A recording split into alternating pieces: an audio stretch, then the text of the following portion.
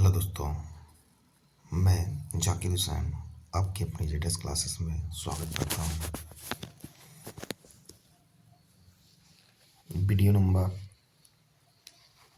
25 है और बाकी जो है आप हमारे चैनल के प्लेलिस्ट से सभी वीडियो को देख सकते हैं।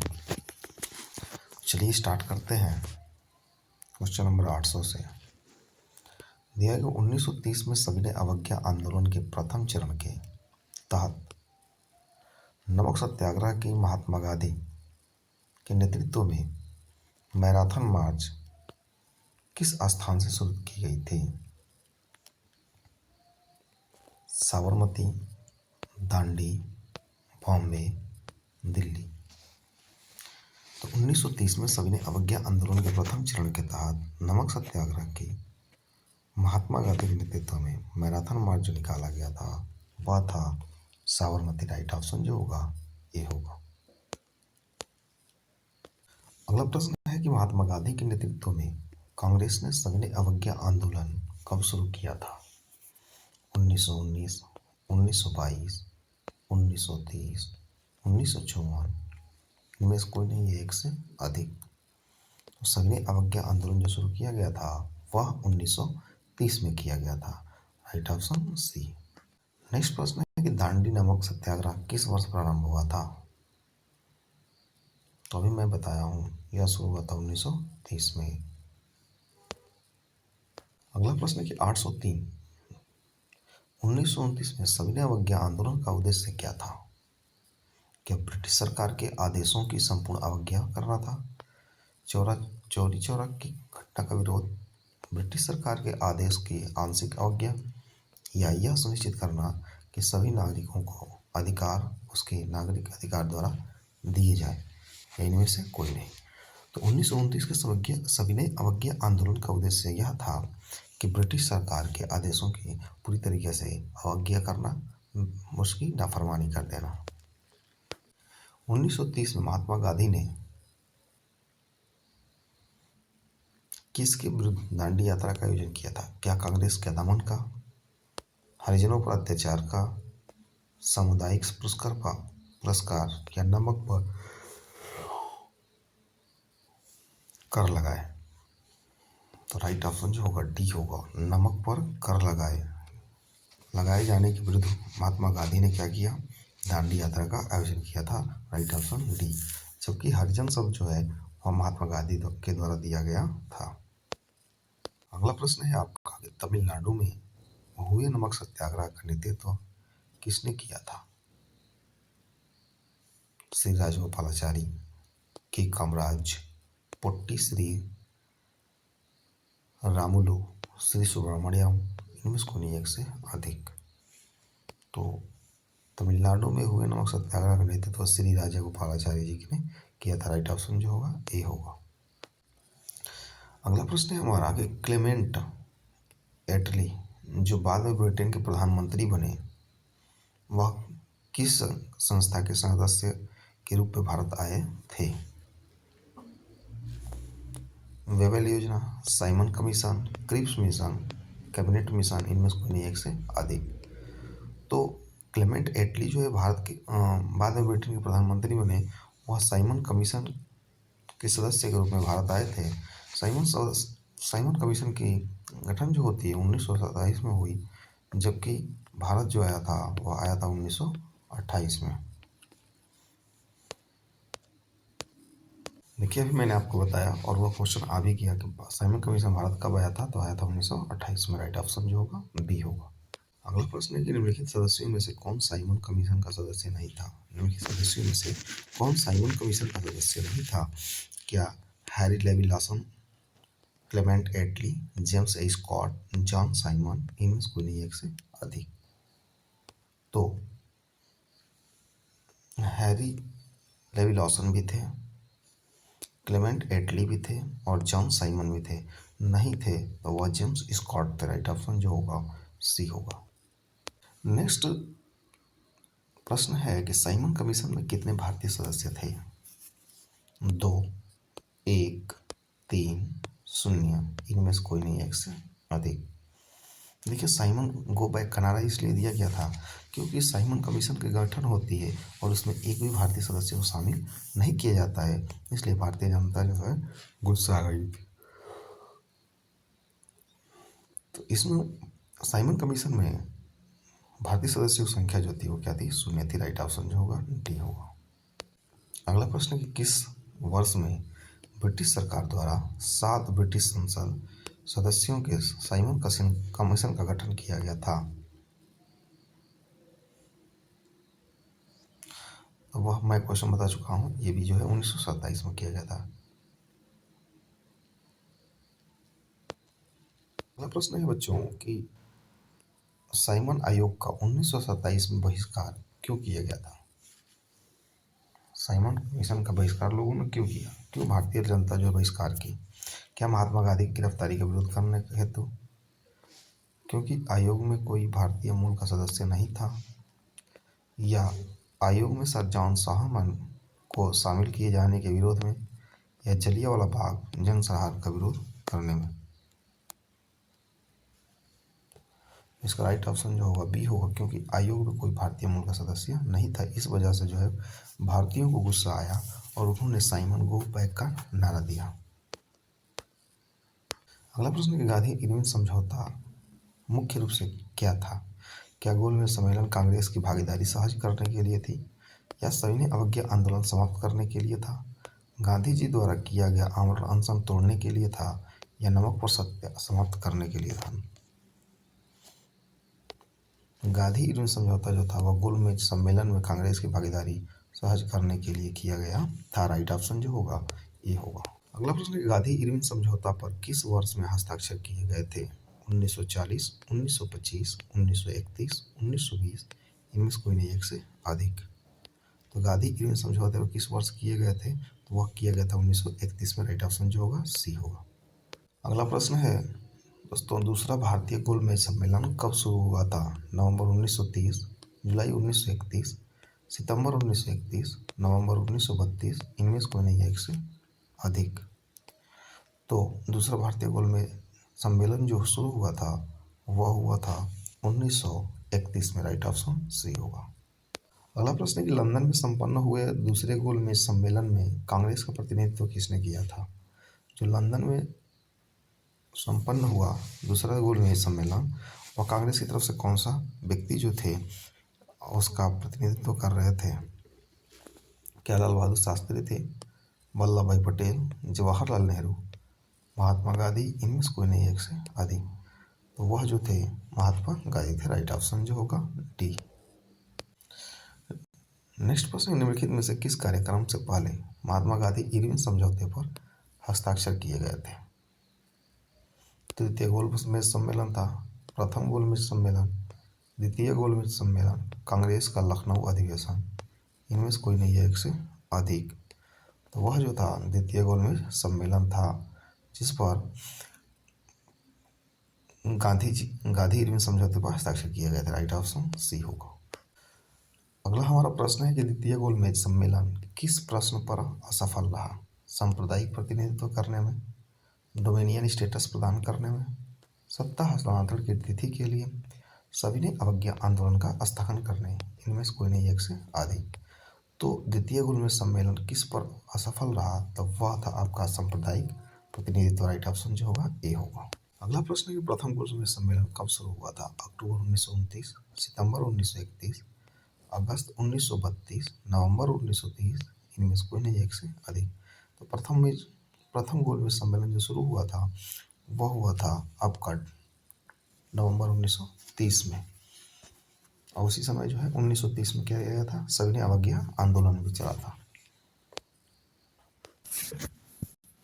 अगला प्रश्न है कि महात्मा गांधी ने लॉर्ड इरविन को लिखे अपने पत्र में कितनी मांगें की थी, जिनमें से कुछ को गांधी इरविन समझौता के रूप में स्वीकार किया गया था? 10 मांग थी, 13, 12, 11, इनमें से कोई नहीं एक से अधिक। तो महात्मा गांधी ने कुल 11 मांग की थी अपने पत्र में। अगला प्रश्न है 1932 के पुनः समझौते के साथ किसका सीधा संबंध था? भारतीय महिलाओं से, भारतीय मजदूर वर्ग, भारतीय कृषक वर्ग, भारतीय दलित वर्ग, इनमें से कोई नहीं है एक से अधिक। तो 1932 के पुनः समझौते के साथ जो संबंध था वो डायरेक्ट भारतीय दलित वर्ग से था। राइट ऑप्शन जो होगा डी होगा। नेक्स्ट प्रश्न है कि पुनः समझौता पर कब हस्ताक्षर किया गया था? तो वह किया गया था 1932 में। राइट ऑप्शन डी हो। अगला प्रश्न है कि पुनः समझौते पर किस किसने हस्ताक्षर किए थे? M K Gandhi, S C Bose, M K Gandhi, B R Ambedkar, M K Gandhi, Lord हर्विन, M K Gandhi, M A जिन्ना, इनमें से कोई नहीं एक से अधिक। तो पुनः समझौते पर किस किसने हस्ताक्षर किए थे? तो एम के गांधी और भीमराव अम्बेडकर ने किया था। राइट ऑप्शन जो होगा बी हो। अगला प्रश्न है 1932 का पुनः पैक्ट समझौता महात्मा गांधी और इनमें से किस नेता के बीच हस्ताक्षर किया गया था? ठीक है, तो अभी मैंने ये क्वेश्चन को बताया था, भीमराव अम्बेडकर थे और महात्मा गांधी थे। राइट ऑप्शन जो होगा डी होगा। अगला प्रश्न निम्नलिखित में से किसने कहा था कि महात्मा गांधी क्षणिक भूत की शांति धूल उठाते हैं लेकिन अस्तर नहीं? Doctor Bhimrao Ambedkar, M A Jinnah, V D Savarkar, इनमें से कोई नहीं या एक से अधिक? इनमें से कोई नहीं या एक से अधिक। तो 828 में कहा गया है कि महात्मा गांधी क्षणिक भूत की भांति धूल उठाते हैं लेकिन अस्तर नहीं। वह कहने वाले व्यक्ति थे डॉक्टर भीमराव अम्बेडकर।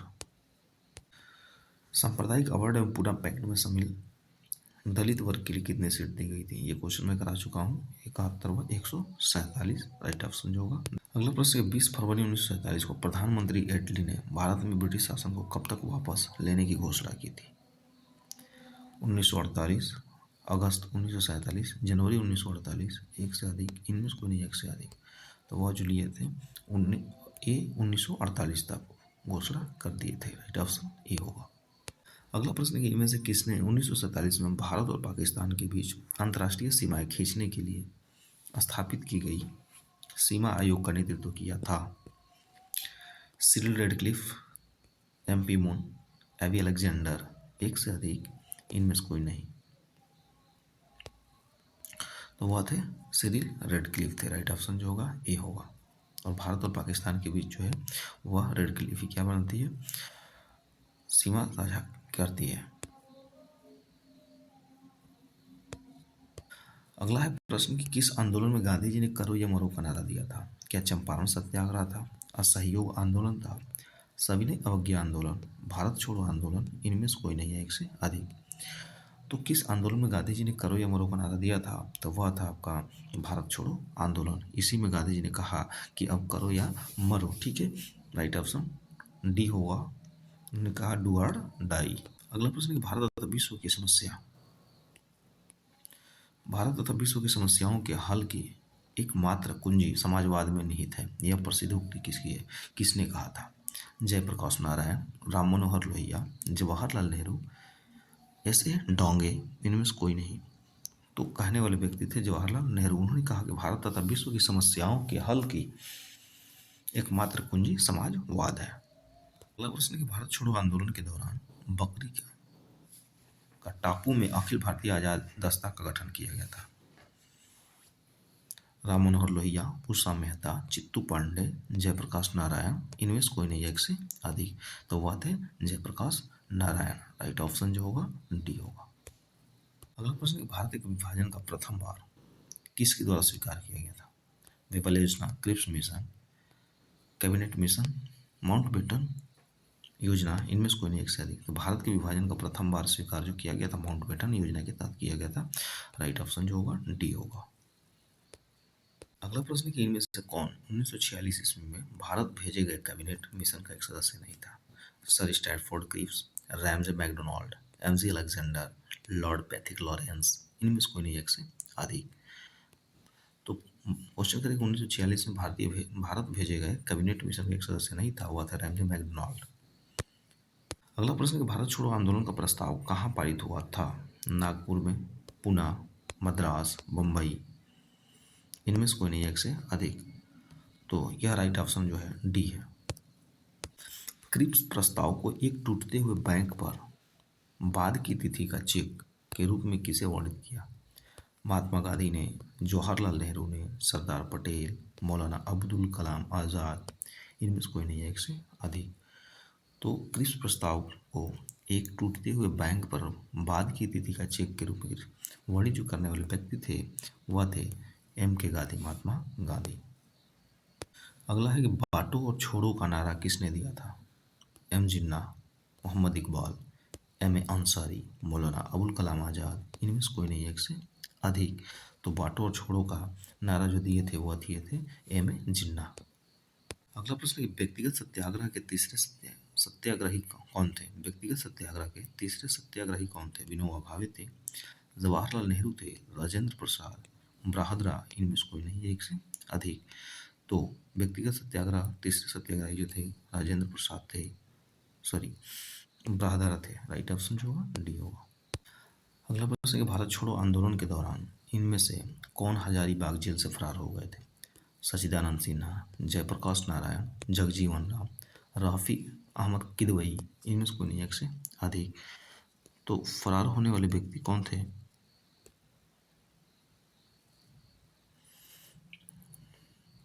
वह थे आपके Jayaprakash Narayan. Right option B होगा। अगला है कि लोकनायक उपनाम के नाम से किसे जाना जाता है? महात्मा गांधी को, सुभाष चंद्र बोस को, जयप्रकाश नारायण, बाल गंगाधर तिलक, इनमें से कोई नहीं एक से अधिक।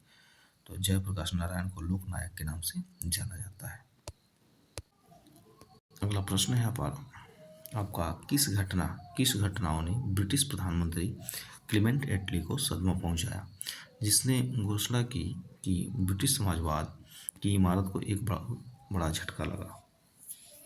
कैबिनेट मिशन की विफलता, शाही भारतीय जल सेना का विद्रोह, क्रिप्स मिशन की अस्वीकारता, आज़ाद हिंद फौज का सैन्य अभियान और शाही कार्यक्रम। तो इसमें जो था वह राइट ऑप्शन बी होगा, शाही भारतीय जल सेना का विद्रोह था। अगला प्रश्न है कि फ्रंटियर गांधी ने कहा था कि उन्हें और उनके आंदोलन को उन्होंने भेड़ियों के सामने फेंक दिया था। वो किसका जिक्र कर रहे थे? कांग्रेस का, मुस्लिम लीग का, या ब्रिटिश या वायसराय का? तो राइट ऑप्शन जो होगा यहाँ पे वायसराय होगा। सॉरी, क्वेश्चन क्या है देखते हैं। क्वेश्चन में दिया कि फ्रंटियर गांधी ने कहा था कि उन्हें और उनके आंदोलन को उन्होंने भेड़ियों के सामने फेंक दिया था। वो किसका जिक्र कर रहे थे? कांग्रेस का, मुस्लिम लीग, ब्रिटिश सरकार, वायसराय। वह जिक्र कर रहे थे कांग्रेस का। Right option A. अगला प्रश्न, भारत छोड़ो आंदोलन के दौरान पटना के 7 शहीद कहे जाने वाले व्यक्तियों में से कौन BN कॉलेज का विद्यार्थी था? उमाकांत प्रसाद सिन्हा, रामानंद सिन्हा कुमार, सिंह कुमार, सतीश प्रसाद झा, जगपति, इनमें से कोई नहीं एक से अधिक। भारत छोड़ो आंदोलन के दौरान पटना के 7 शहीद कहे जाने वाले व्यक्तियों में से जगपति जो थे वह BN कॉलेज के विद्यार्थी थे। राइट ऑप्शन जो होगा डी होगा। अगला प्रश्न है कि अंतरिम सरकार में वित्त मंत्री कौन थे? लियाकत अली थे, सरदार पटेल, M.A. जिन्ना, जवाहरलाल नेहरू, इनमें से कोई नहीं एक से अधिक। तो अंतरिम सरकार में वित्त मंत्री जो थे वह कौन थे? तो वह थे आपके लियाकत अली खान। राइट ऑप्शन जो होगा ये होगा। धन्यवाद दोस्तों। वीडियो को लाइक, सब्सक्राइब, शेयर जरूर करें और कमेंट सेक्शन में बताएं क्लास कैसी लगी।